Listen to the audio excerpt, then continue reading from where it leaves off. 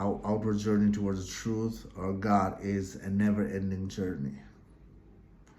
But if you turn back to ourselves, to oneself, and work on figuring out the truth within, then this journey will end.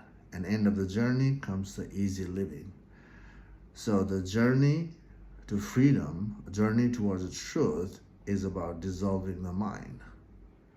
Because the reason to dissolve the mind is because the mind itself is creating conflict and fear, isn't it? The idea comes in, now that idea holds what?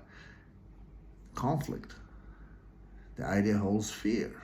The idea holds drama. And especially when you prolong, narrate on those ideas, the conflict gets bigger. We entangle ourselves in that conflict. We entangle ourselves in that fear. The fear gets bigger and bigger. So,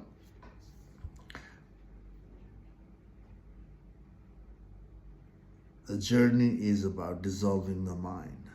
Again, why? Because mind is not true.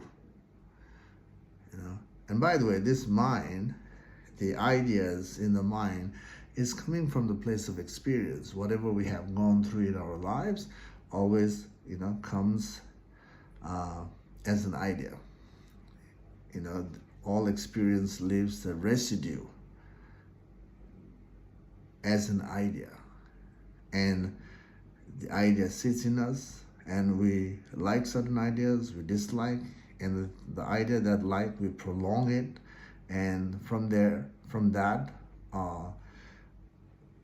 prolonged work, we have gathered further pattern and conditioning in ourselves, and now that has become the lifestyle. The lifestyle based on untrue, based on false reality. Especially when we prolong the idea, it becomes, real for the ego self.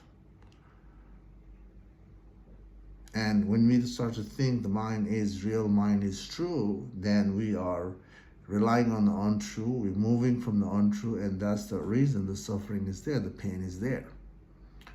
And that's why the journey to wake up to the truth is about dissolving the mind, not adding something in the mind.